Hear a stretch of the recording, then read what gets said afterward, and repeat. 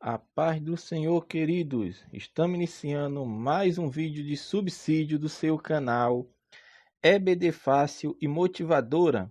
E na aula de subsídio hoje, nós forneceremos subsídio da lição de número 9, Como vencer as oposições à obra de Deus. Amém? Não se esqueça, meus amados irmãos, de se inscreverem no nosso canal, deixe seu joinha, comente o nosso vídeo, compartilhe com sua igreja, com seus alunos, seus professores, nos abençoe, amém? Porque assim você fazendo isso estará abençoando o nosso canal, abençoando para que a palavra de Deus chegue ao alcance de mais pessoas, amém?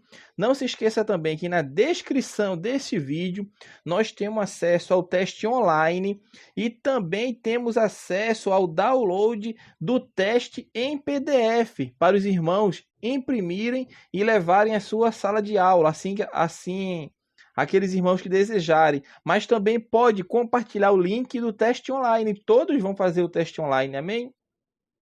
Então é isto, meu irmão. Nós vamos comentar hoje a lição de número 9, como vencer as oposições à obra de Deus. Texto áureo. O nosso texto áureo encontra-se em Romanos, capítulo 8, versículo 37.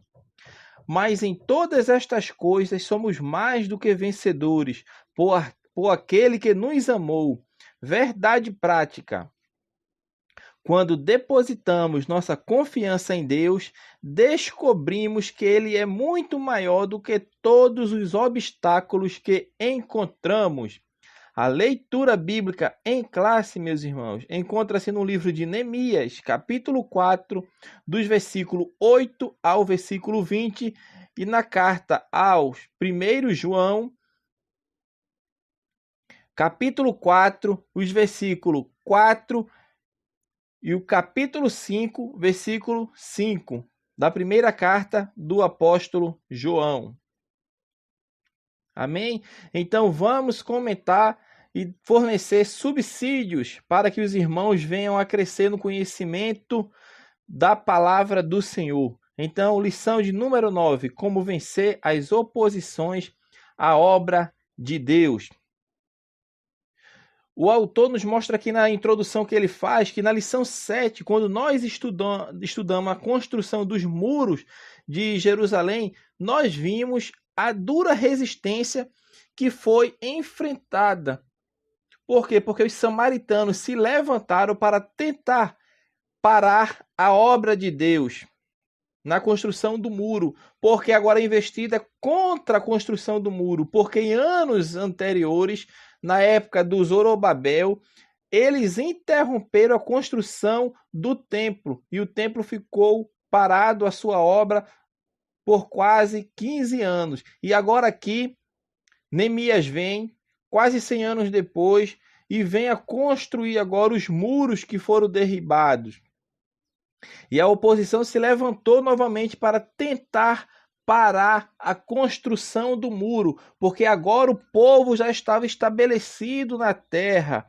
Quase um século o povo já estava ali. Então o povo já tinha estabelecido o culto a Deus, o templo já fora reerguido, Esdras já tinha ido e tinha lido a lei. Como eu falei para os irmãos, as lições elas traz aplicações para os nossos dias e ela não está em ordem cronológica, como eu falei para os irmãos, porque Neemias vem depois de Esdras.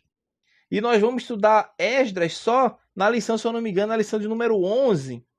Então, nesta lição que nós estamos comentando hoje, que é a lição de número 9, nós estamos falando deste exato momento num contexto histórico. É o contexto quando Neemias volta e está fazendo a construção do muro. E é durante essa construção que novamente vêm os ataques do inimigo.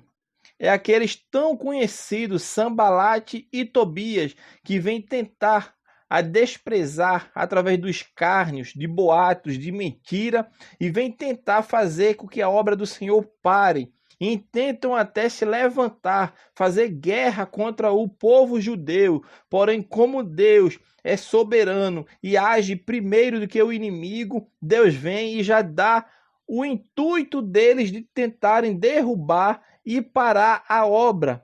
Mas o povo se reúne e se arma e aguarda o ataque, que é frustrado, porque eles sabem que o povo já sabe do intento deles e o povo já se preparou para a guerra, para a batalha.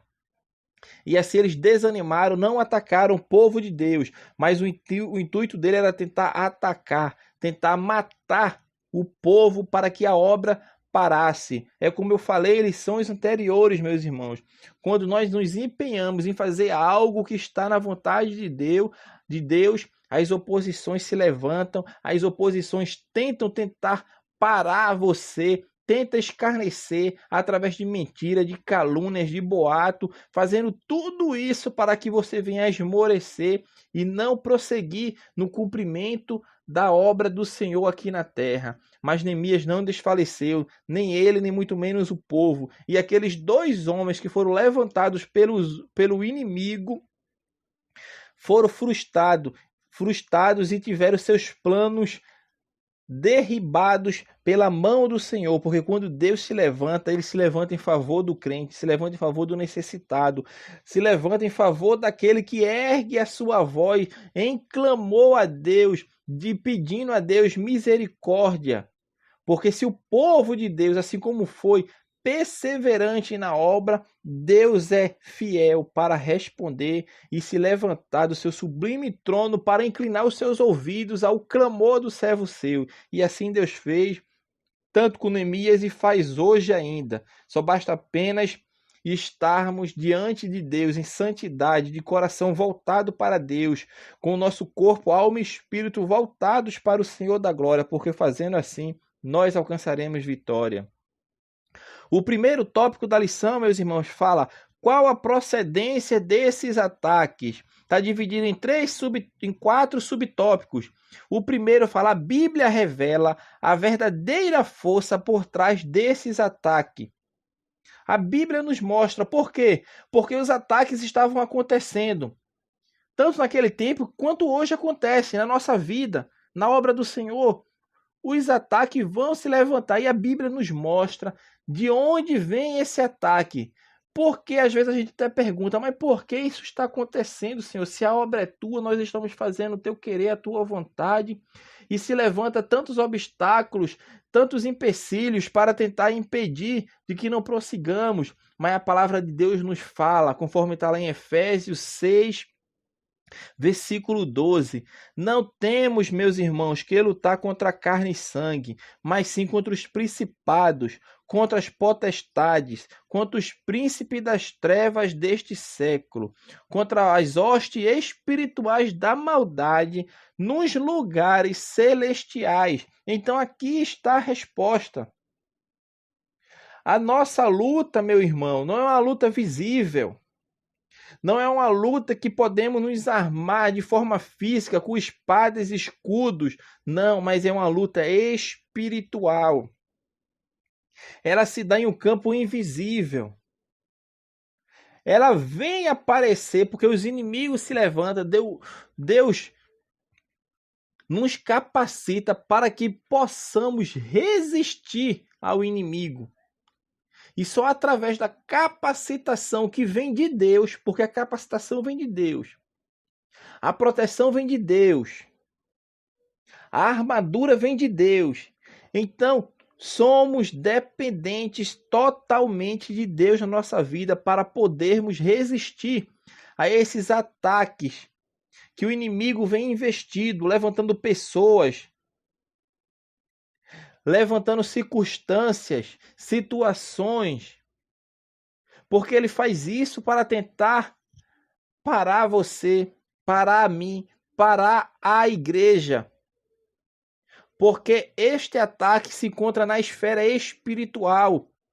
E às vezes a gente não entende, mas é o inimigo agindo nessa esfera espiritual, fazendo com que as adversidades se levantem contra a sua vida, se levantem contra a obra de Deus, se levantem contra tudo aquilo que vier a glorificar a Deus. E você, como servo de Deus, é um alvo do inimigo. Mas a Bíblia, além de dizer quem está por trás desses ataques, ela nos proporciona a preparação. E além da preparação, ela nos fornece as armas necessárias para combatermos o bom combate. Que já vai no subtópico 2, que é o quê? Qual a orientação que a Bíblia dá diante desta luta? Ela é bem clara, conforme o texto de Efésios nos fala, Efésios 6,13. Portanto, tomai toda a armadura de Deus. A Bíblia é clara, meus irmãos. É a armadura de Deus. Não é a sua capacidade natural, não é a sua eloquência, não é porque você canta, não é porque você prega, mas tudo vem de Deus. A armadura para resistir no dia mau, para podermos ficar firme, é a armadura de Deus.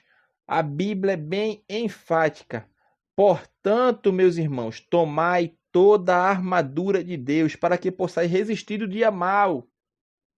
Tendo feito tudo, fica firmes. E é nisto que a Bíblia está nos falando através de Deus, porque a Bíblia é a palavra de Deus. Ela é a palavra de Deus falada para nós. Então, meus irmãos, esses ataques é na esfera espiritual, que muitas vezes o inimigo levanta circunstâncias, pessoas, situações para tentar impedir, atrapalhar, fazendo com que você esmoreça, venha desanimar, venha até se afastar dos caminhos de Cristo. Mas a Bíblia, além de dizer como este ataque se dá, quem é que está por trás desses ataques, ela nos fornece a armadura. Esta armadura vem de Deus. E eu que devo tomar a armadura.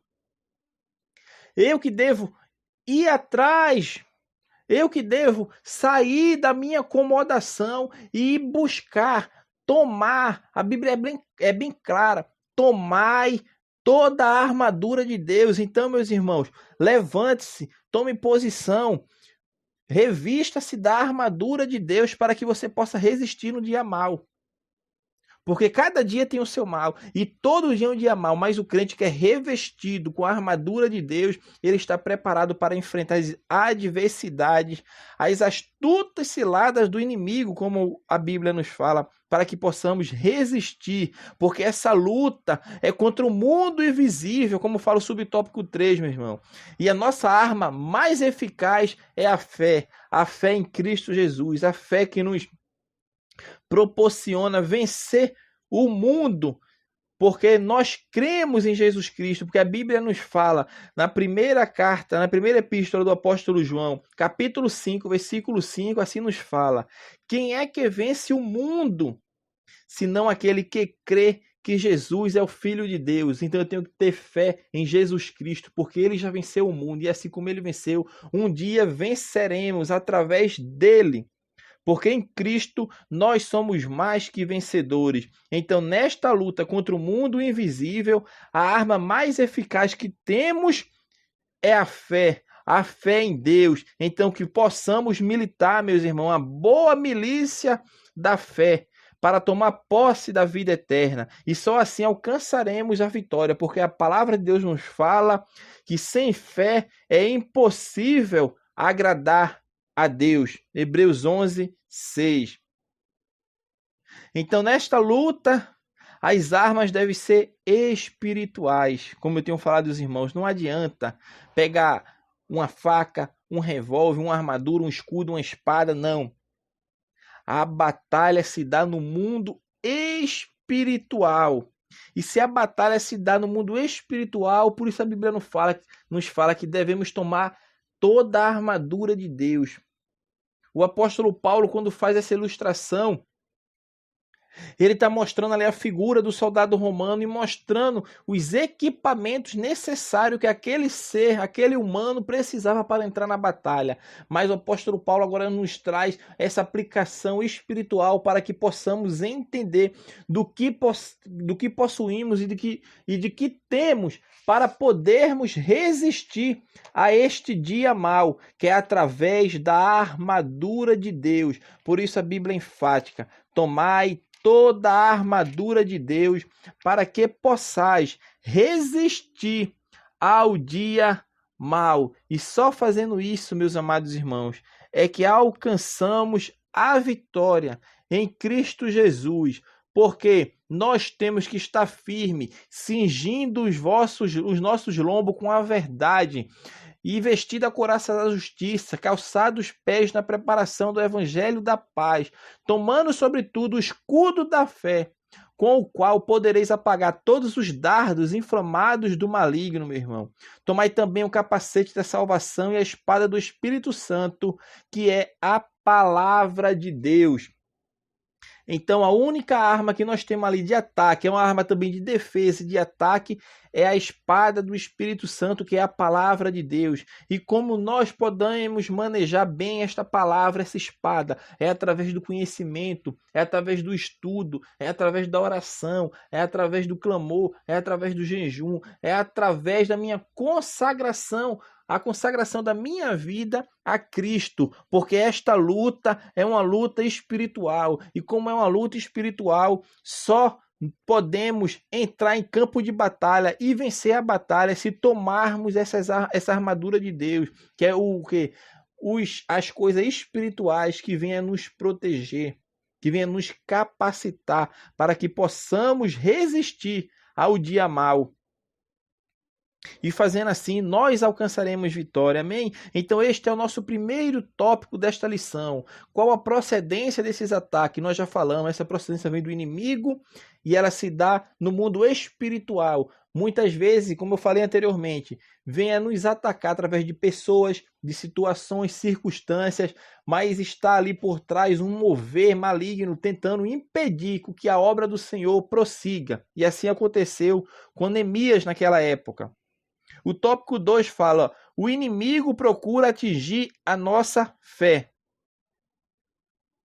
O primeiro subtópico fala: o inimigo ataca com a arma do desprezo, porque foi assim que ele atacou o povo judeu naquela época ali, na época do quê? Na época de Neemias, quando Neemias foi construir o muro, eles se levantaram para tentar esmorecer o povo de Deus.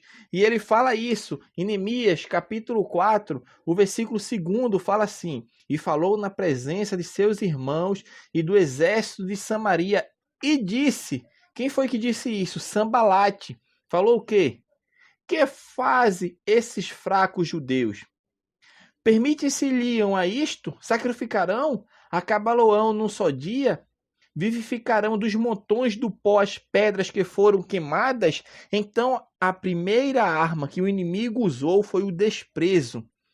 Que fracos judeus são estes, querendo esmorecer os servos de Deus que se levantaram para construir os muros.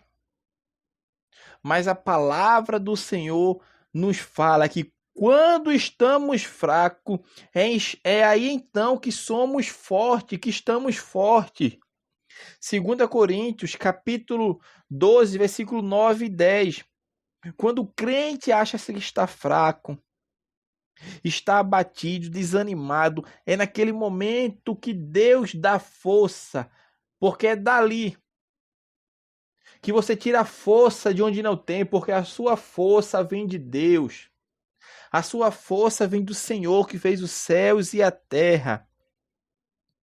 E muitas vezes o inimigo nos ataca querendo nos desprezar,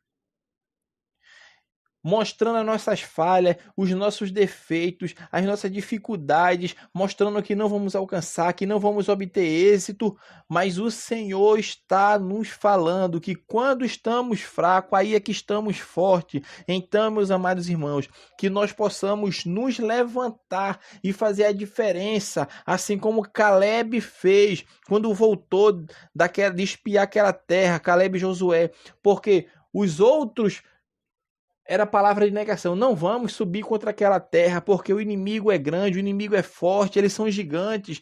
Não vamos. Mas Caleb estava firme. Vamos entrar na terra.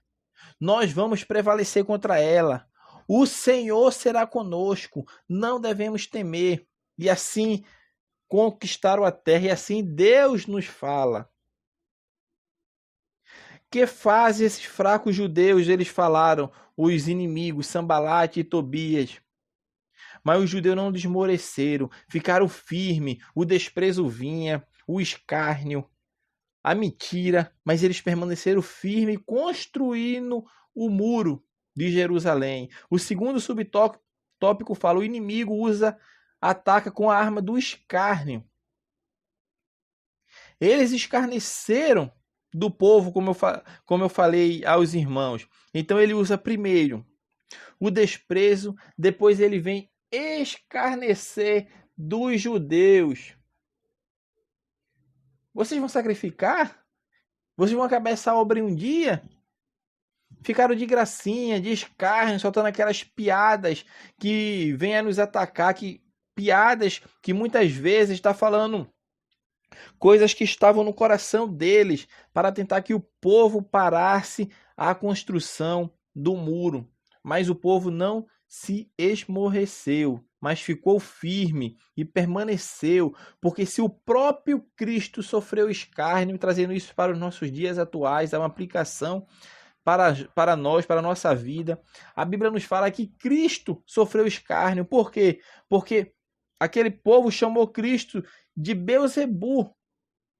E Cristo falou: se chama Beelzebu ao pai da família, fazendo uma alusão a ele, e imagina do que eles vão fazer com os domésticos. Ou seja, se eles falam isso de mim, que sou o Cristo, imagina dos meus discípulos, de vocês, meus seguidores, de todos aqueles que vierem a seguir a Cristo.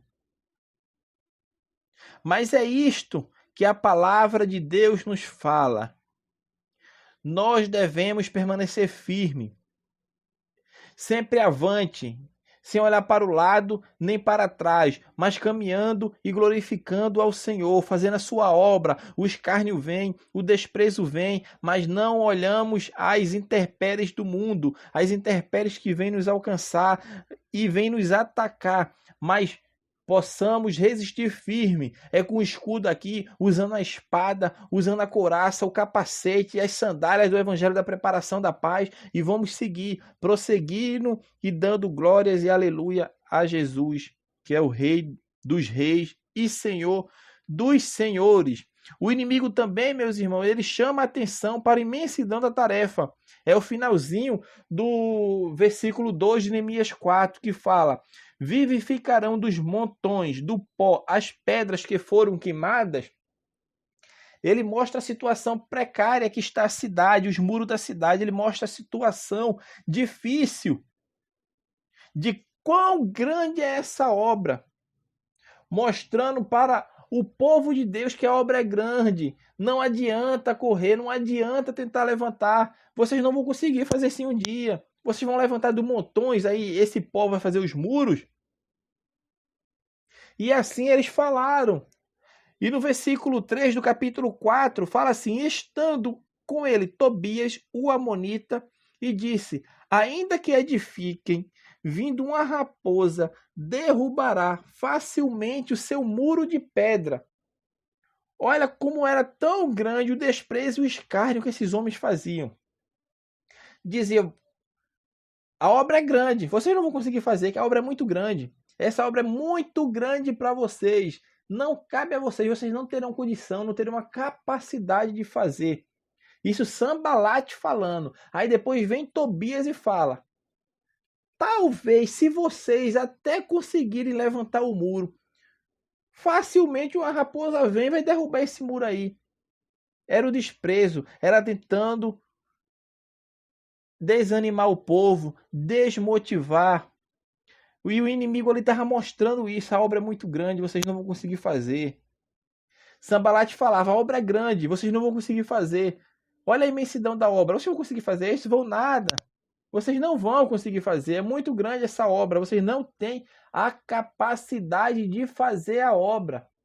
Aí vem Tobias, é como se Tobias estivesse falando: vocês estão fazendo essa obra com tanta rapidez, com tanta pressa, não sei porquê, porque tanta pressa de fazer, que uma raposa vai vir depois aí e vai derrubar esse muro, porque vocês estão fazendo tão rápido. Mas não foi assim, porque Deus estava com o povo, e quando Deus está com o povo, a obra é feita, e é bem feita, porque quando é guiada pelo Espírito de Deus, Deus vai tomando a frente, Deus vai fazendo acontecer, e é assim que o Senhor vai fazendo até hoje nas nossas vidas. A obra é grande, mas o Senhor nos fala: orai para que o dono da seara envie ceifeiros, porque a obra hoje que nós temos em nossas mãos, que está encucada com a igreja de Cristo, é o evangelismo, é de levarmos a palavra do Senhor aos perdidos, de levarmos a santa palavra de Deus para que o mundo venha se converter e se dobrar aos pés de Jesus Cristo e confessá-lo como o único e suficiente Salvador, porque só há um mediador entre Deus e os homens, Jesus Cristo, o Filho de Deus, o qual foi morto e ressuscitou ao terceiro dia e hoje está sentado à destra de Deus Pai, intercedendo pela minha vida e pela tua vida. Então é esta obra que cabe a mim e a você hoje. Qual é, meu irmão? É esta de levar a palavra, e a palavra de Deus nos fala, porque Cristo falou: orai para que o dono da seara mande mais ceifeiros, porque a seara é grande, mas poucos são os ceifeiros. Mas quando vocês estiverem levando a palavra e expulsarem demônios, curarem, as pessoas se converterem, não se alegre porque os demônios lhe obedecem, não, mas antes se alegrem de terem o seu nome escrito num livro da vida, num livro de Deus, num livro da salvação. Esta é a alegria do crente, meu irmão. E nós, como crentes salvos em Jesus Cristo, anseiamos e desejamos alcançar o que estão perdidos, o que estão caminhando a longos passos para o abismo. Mas você é um servo de Deus, é boca de Deus na terra para levar a palavra e trazer os perdidos aos pés de Cristo para que se converter e venham a reinar com Cristo eternamente, em um futuro que está bem próximo, está muito próximo à vinda do Senhor Jesus Cristo. Existem algumas pessoas que acham por tardia, mas não é tardias. Mas antes, Deus é longânimo para convosco, não querendo que nenhum de vós se perca. E é assim que a palavra de Deus nos fala. O inimigo também usa, meu irmão, boatos e mentiras. Ele é o pai da mentira, como o próprio Evangelho nos fala. Ele é o pai da mentira. Ele não veio senão a roubar, matar e destruir. E ele é mentiroso desde o princípio, porque ele foi o pai da mentira. Nele se encontra a mentira. E não é à toa que os inimigos que se levantam através de Satanás na nossa vida usam essa arma de mentira, do boato, para tentar denegrir a nossa imagem, levantando falsos testemunhos, levantando boatos. E é isto que acontece, porque eles falaram isso. Falaram: é esse Neemias que está aí, ele quer se constituir rei. Mas não sabiam eles, eles sabiam, porque Neemias, quando veio, ele veio com carta do rei. O rei Artaxerxes, que mandou Neemias para Jerusalém. E mandou uma carta com Neemias, e além de Neemias vir, veio cavaleiros com ele e pessoas do exército também acompanhando Neemias. Mas eles quiseram o quê? Levantar falsos, levantar mentiras, levantar boatos, porque eles falaram: ele quer constituir-se rei. Vê aí, tá querendo construir o muro, tá querendo fortificar a cidade, porque se o muro for erguido, a cidade vai estar fortalecida, fortificada, e ele vai se constituir rei. Mas era tudo mentira de Satanás, para tentar fazer com que a obra parasse. Talvez até Neemias pudesse olhar e dizer: rapaz, não é verdade mesmo essa coisa? Vai construir um muro aqui, as pessoas vão dizer que você é rei, porque eu estou protegendo a cidade. Mas não, Neemias sabia o Deus a quem se via, e não era à toa que ele falava: eu estou fazendo uma grande obra, porque a obra é de Deus, e quando Deus chama, Deus se responsabiliza.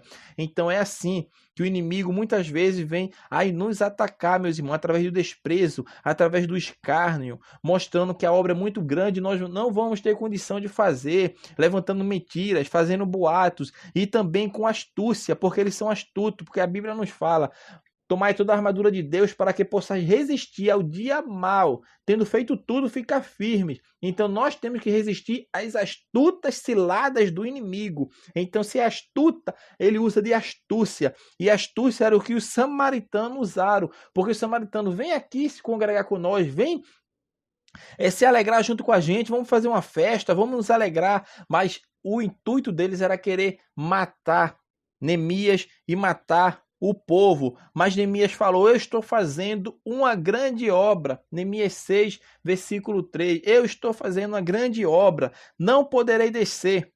E eles mandaram uma, mandaram duas, mandaram três, e nada. Neemias não vai. Não vai. Aí é que ele vem e usa outra tática. Qual é a tática que ele vai usar agora? O povo judeu aí, ele dá muito ouvido às profecias. Aí ele paga uma falsa profetisa para tentar fazer Neemias pecar. E isso nós vamos estudar mais detalhadamente na próxima lição. Eu já adiantei já aqui o que vai ser a próxima lição, então vai ser sobre isso, sobre os falsos profetas. E Neemias também foi atacado por uma falsa profetisa. Então, para encerrarmos esse ponto 2, tópico 2 aqui, o inimigo também usa ameaças, porque o inimigo se levantou para tentar guerrear contra o povo de Deus. Mas como eu falei para os irmãos na introdução, Deus sempre avisa o seu povo antes do acontecido. Porque existiam judeus que viviam entre aqueles homens, entre aqueles povos que estavam querendo se levantar para tentar derrubar e fazer com que a obra parasse. E vieram até Neemias e falaram que eles estavam intentando em seu coração para parar a obra do Senhor. E Neemias, eles estão vindo, então vamos nos armar. Coloca a gente no alto, coloca a gente embaixo. Vamos rodar a quarta agora. Vai ser desde amanhã até as estrelas sair durante a noite. Então vamos ficar preparados. E quando eles souberam disso, ele, não vai dar para a gente não. O povo está empolgado na construção do muro. Eu passei por lá e vi eles lá. Eles estão com uma mão está com a pá do pedreiro e na outra mão ele está com a espada. Em uma mão ele está com a pá e na outra mão ele está com arco. E foi assim que o povo de Deus venceu. Por isso a Bíblia nos fala: vigiai e orai. É para vigiar e orar, é para ficar atento, meu irmão. O inimigo está ao teu derredor, querendo te derrubar, te destruir. Vigia, mas também ora. Porque a Bíblia nos fala que Neemias orou, era um homem de oração. E é através da oração que Deus vem a dar vitória ao seu povo na face da terra. E por fim, meus irmãos, o tópico 3. Qual o segredo da vitória de Neemias e dos judeus? Os judeus venceram porque tinham certeza de que estavam na vontade de Deus. Porque Neemias falou em Neemias 2, versículo 20. O Deus do céu é o Deus que nos fará prosperar. Então os judeus tinham a certeza de que era Deus que estava com ele. Deus te levantou, Neemias, despertou o coração dos reis ao longo deste período pós-cativeiro para que viesse a ser construída os muros, o templo, a cidade, e tudo estava correndo bem, porque era Deus que fazia o povo prosperar. Era Deus que estava na frente, porque a obra era de Deus.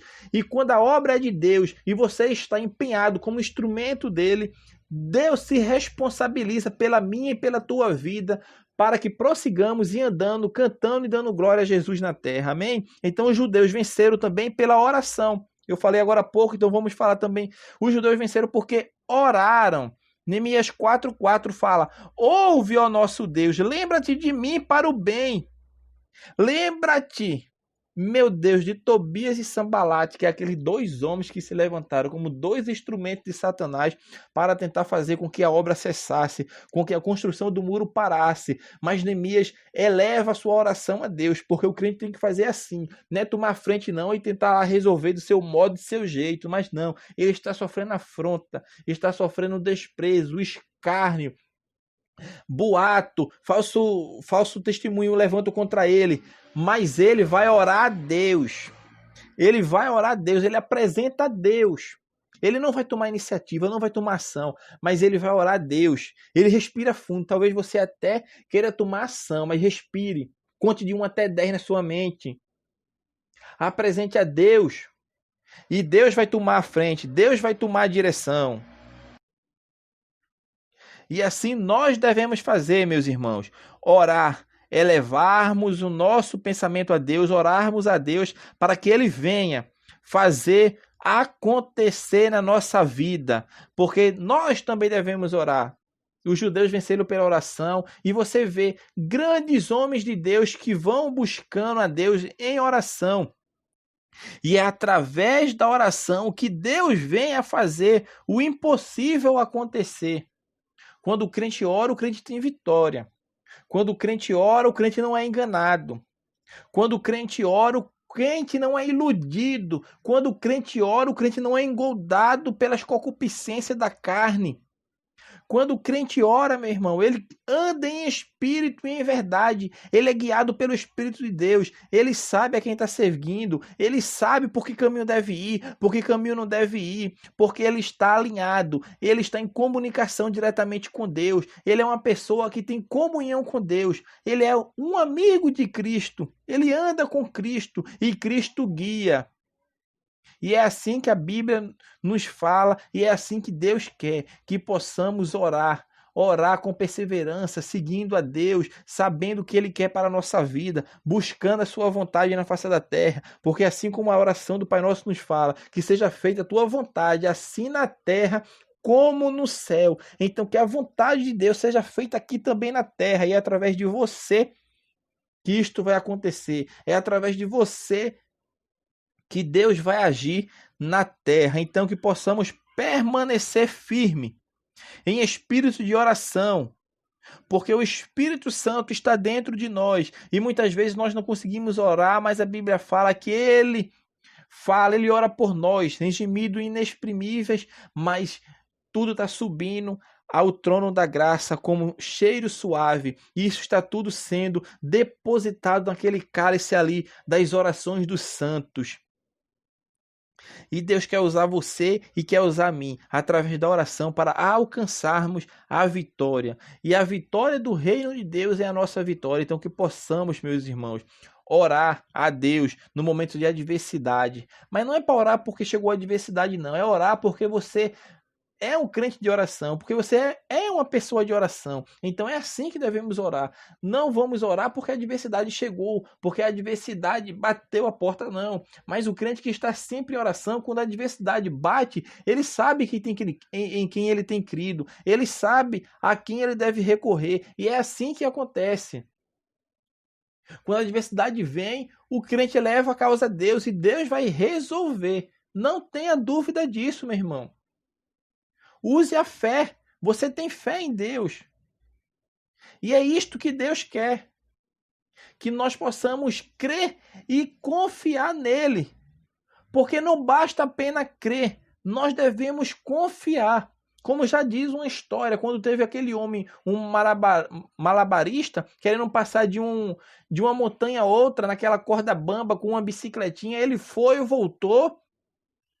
E o povo ficou alegre, tinha uma senhora ali, e ele olha para aquela senhora e fala para aquela senhora: você crê que eu vou lá de novo e volto? E a senhora fala: eu creio. Aí ele faz: então agora vem comigo aqui no bagageirinho para eu levar a senhora. E a senhora olha para ele e fala: não. E eu não vou não, eu acredito que você vai. Então, é o que eu estou querendo mostrar com isso. Que existem muitas pessoas que crê, que acredita, mas na hora de confiar, ela cai fora do barco. Ela não tem a confiança plena, ela não sabe em quem ela deve crer. Por isso a Bíblia nos fala, meu irmão: eu sei em quem tenho crido. Esse crer vai além. Eu devo confiar. Então, se eu tenho a confiança em Deus, eu creio que Ele está comigo. Então, meus amados irmãos, que possamos meditar nesta lição tão maravilhosa de como vencer as oposições à obra de Deus. Acredito que nós alcançamos os objetivos da lição, que os irmãos continuem orando por nós. Abençoe o nosso trabalho, meus irmãos, se inscrevendo no nosso canal, compartilhando o nosso vídeo. Compartilhe, meu irmão, com seus alunos, seus professores, com suas igrejas. Nós fornecemos subsídio tanto das lições de adulto quanto das lições de jovens. Esse trimestre que está atípico, esta lição que está sendo usada tanto para os jovens e adultos, nós a temos. E aqueles irmãos que estão usando, as igrejas que estão usando a lição anterior de jovens, nós também já temos. Tem uma playlist aí da lição de jovens do trimestre do segundo trimestre sobre o livro de Josué. Temos as 13 lições comentadas, amém? Não se esqueça também de fazer o teste online. Está na descrição desse vídeo, tem acesso ao link que dá acesso ao teste bíblico online, também disponível em PDF. Os irmãos que quiserem imprimir e levarem para a igreja. Amém, meus amados irmãos? Então, que Deus abençoe os irmãos, continue orando por nós, que Deus abençoe a todos, em nome de Jesus Cristo, e até o próximo subsídio da nossa lição bíblica dominical. Amém. Deus abençoe a todos.